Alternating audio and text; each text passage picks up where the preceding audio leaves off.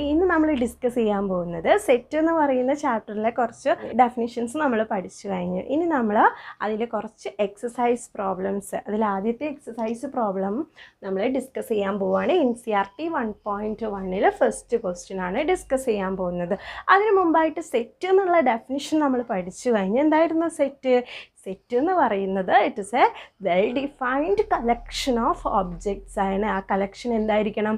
Well defined ആയിരിക്കണം, വാരി ചെയ്യാൻ പാടില്ല. ഓക്കെ, സോ നമ്മൾ ആദ്യത്തെ ക്വസ്റ്റ്യന് ഡിസ്കസ് ചെയ്യാൻ പോവുകയാണ്. ഫസ്റ്റ് ക്വസ്റ്റ്യൻ എന്ന് പറയുന്നത് collection of all months beginning with J.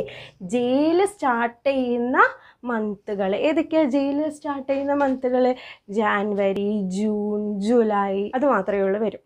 Okay, അത് നിങ്ങൾ പറഞ്ഞാലും സെയിം ആൻസറാണ് നമുക്ക് കിട്ടുക. ആൻസർ എന്ത് ചെയ്യുന്നില്ല? വാരി ചെയ്യുന്നില്ല, വെൽ ഡിഫൈൻഡ് ആണ്. സോ ആ ടൈപ്പ് കളക്ഷനെയാണ് നമ്മൾ എന്തെന്ന് വിളിക്കുക? സെറ്റ് എന്ന് പറയുക. ഇപ്പോൾ ഒക്ടോബർ എന്ന് പറയുന്ന മന്ത് ഈ ഒരു കളക്ഷനിൽ വരുമോ? ഇല്ല, നമുക്ക് കറക്റ്റ് പറയാൻ പറ്റും അല്ലേ? അത് വരുന്നില്ല എന്ന് കറക്റ്റ് പറയാൻ പറ്റും. അതുകൊണ്ട് it is a well defined ആണ്. സോ സെറ്റാണ്. രണ്ടാമത്തെ question, collection of 10 most talented writers.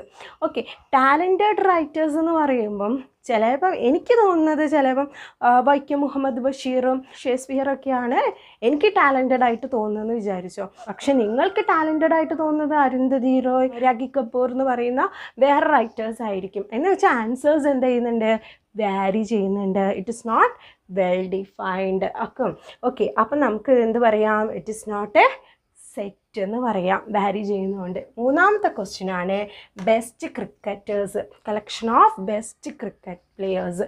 Cricket പ്ലെയേഴ്സിൻ്റെ വേൾഡിലെ തന്നെ ബെസ്റ്റ് ക്രിക്കറ്റ് പ്ലെയേഴ്സിൻ്റെ കളക്ഷനാണ്. അപ്പം ഞാൻ പറയാണ് അത് എനിക്ക് ബെസ്റ്റ് എന്ന് തോന്നിയത് ചിലപ്പം രാഹുൽ ദ്രാവിഡോ അല്ലെങ്കിൽ സച്ചിൻ തെണ്ടുൽക്കറോ ആയിരിക്കാം. പക്ഷെ നിങ്ങൾക്ക് ബെസ്റ്റ് എന്ന് തോന്നുന്നത് ചിലപ്പം സുനിൽ ഗവാസ്കർ ആയിരിക്കാം. ഓക്കെ, അപ്പോൾ അതെന്ത് ചെയ്യുന്നുണ്ട്? വാരി ചെയ്യുന്നുണ്ട്, വെൽ ഡിഫൈൻഡ് അല്ല അല്ലേ? ആ ടൈപ്പ് സെറ്റാണോ? അല്ല, it is not a set. Okay, ഇനി അടുത്ത് നമ്മൾ പഠിക്കാൻ പോകുന്നത് നാലാമത്തെ ക്വസ്റ്റ്യനിൽ collection of boys in your class അല്ലേ? നിങ്ങളുടെ ക്ലാസ്സിലെ ബോയ്സ് +1 എന്ന് പറയുന്നത് നിങ്ങളുടെ ക്ലാസ്സിലുള്ള ബോയ്സിൻ്റെ കളക്ഷനാണ്. അപ്പോൾ പുറത്തുനിന്ന് ഒരു കുട്ടി വരികയാണെങ്കിൽ നമുക്ക് പറയാം ആ കുട്ടി ആ ക്ലാസ്സിലില്ല എന്ന് പറയാം. അല്ലെങ്കിൽ ആ ക്ലാസ്സിലുള്ള കുട്ടികളെ പറ്റി നമുക്ക് നല്ലൊരു ഐഡിയ ഉണ്ട്, വെൽ ഡിഫൈൻഡ് ആണ് ആ മെമ്പേഴ്സിനെ കുറിച്ചിട്ട്. So it is not varying. എല്ലാവർക്കും നല്ല ഒരു ഇതാണ്, ഉറപ്പിച്ച് പറയാം ആ സെറ്റിൽ നമ്മുടെ ബോയ്സ് മാത്രമേ ഉള്ളൂ എന്ന്. പുറത്തുള്ള ഒരു ബോയ് വന്നിട്ടുണ്ടെങ്കിൽ he is not included in that set. അപ്പം നമുക്ക് പറയാം it is a well defined ആണ്. So it is a set. ഇനി ഫിഫ്ത്ത് വൺ ആണ് നാച്ചുറൽ നമ്പർ ലെസ് ദാൻ 100.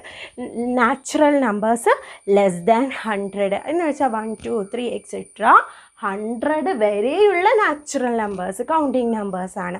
അപ്പം ഞാനത് എണ്ണുന്നത് 1, 2, 3 എക്സെട്ര 100 വരെയാണ്. നിങ്ങളത് ഡിസെൻഡിങ് ഓർഡറിലാണ് എണ്ണുന്നത്.